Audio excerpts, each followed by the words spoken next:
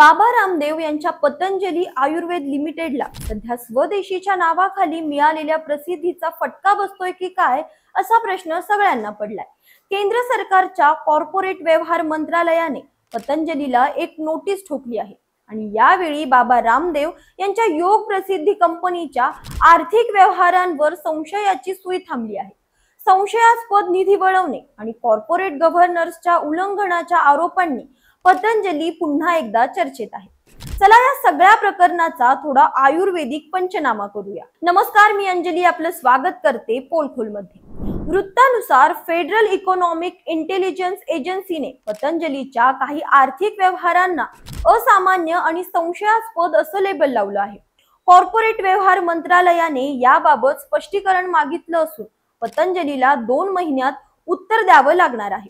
आता ही रक्कम किती आहे हे गुलदस्त्यात आहे, पण इतकं नक्की की हा तपास पतंजलीच्या डोक्यावर तलवार बनून लटकतोय। पतंजलीची ही पहिलीच वेळ नाहीये की कंपनी चौकशीच्या फेऱ्यात अडकली आहे।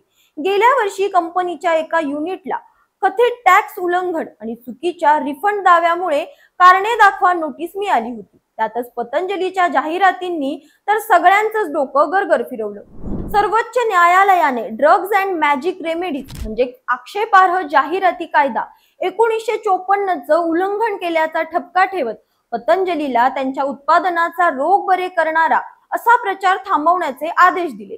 इतकंच नाही तर फेब्रुवारी 2025 मध्ये केरळ ड्रग्ज कंट्रोल डिपार्टमेंटने रामदेव आणि पतंजली विरोधात तब्बल 26 खटले दाखल केले। पतंजली आयुर्वेद ही खासगी कंपनी असली तरी त्यांची लिस्टेड उपकंपनी पतंजली फूड्स लिमिटेड या सगळ्या वादाच्या भोवऱ्यात अडकली आहे।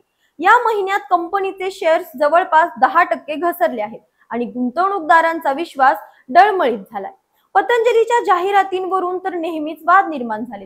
कोरोना बरा होईल, एलोपॅथी विरोधी दावे अशा जाहिरातींमुळे इंडियन मेडिकल असोसिएशन म्हणजेच IMA ने पतंजली विरोधात थेट सर्वोच्च न्यायालयात धाव घेतली।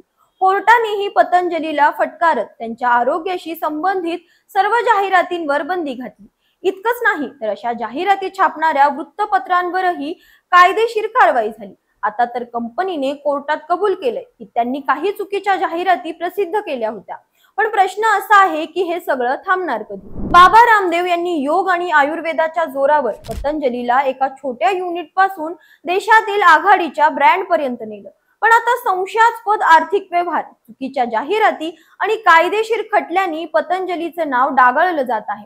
केंद्र सरकारच्या तपासातून काय बाहेर येतं यावर पतंजलीचं भविष्य अवलंबून आहे। जर कंपनीने यातून मार्ग काढला नाही तर स्वदेशीच्या या झेंड्याला मोठा धक्का बसू शकतो। स्वदेशीच्या नावाखाली उभं राहिलेलं हे साम्राज्य खरंच संकटात आहे, ही फक्त तात्पुरती लाट आहे। तुमच्या प्रतिक्रिया आम्हाला कमेंट करून नक्की कळवा। अशाच माहितीपूर्वक व्हिडिओसाठी आमच्या चॅनलला लाईक, सबस्क्राईब आणि शेअर करा।